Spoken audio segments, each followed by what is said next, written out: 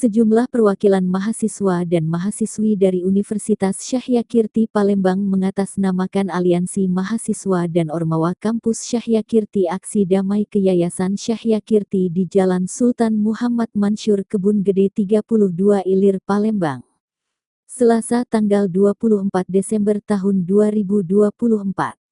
Sejumlah aliansi mahasiswa dan ormawa kampus tersebut menuntut pihak Yayasan Syahyakirti, dikarenakan surat dari LLDI KTI Wilayah 2 nomor 6454 LL2 KL pukul 2, 2024 tertanggal tanggal 23 Desember tahun 2024 perihal pemberitahuan, bahwasannya untuk menyelesaikan permasalahan yang ada, baik di yayasan maupun perguruan tinggi.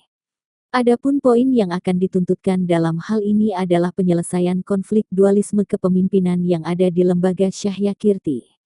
Hilangkan PJ Rektor Universitas Syahyakirti, hilangkan PJ Dekan di setiap fakultas di lingkungan Universitas Syahyakirti.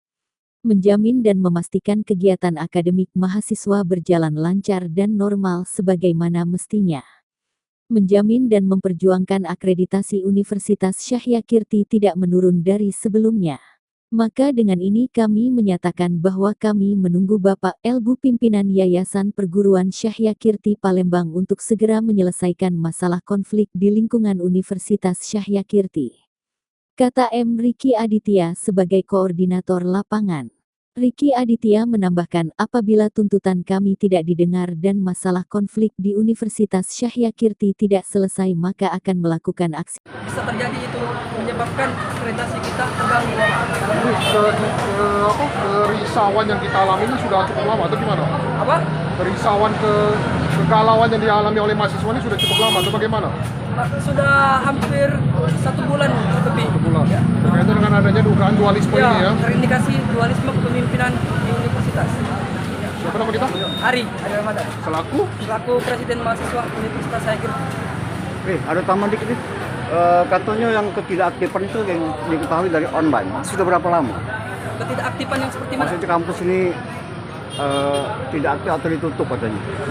Jadi Bapak, kami di sini hanya fokus soal permasalahan yang ada pada saat ini, yang keluar dari L2 Dikti. Soal hal itu hanya isu.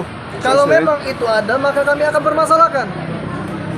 Kalau untuk masalah ketidakaktifan, maksudnya ketidakaktifan akademik mungkin Iya, ya. akademik yang Untuk sekarang memang berjalan. Tapi yang kita khawatirkan dengan adanya konflik ini Bapak, terkaitnya dualisme ini, kita bakalan terjadinya pembinaan dari L2 Dikti Kementerian.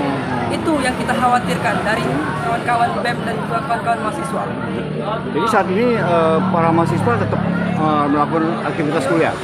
Untuk sekarang tetap melakukan aktivitas kuliah, tetapi kita memikirkan efek jangka panjang terkait dari ini tadi. Dari online pemasaran prediksi tadi ya.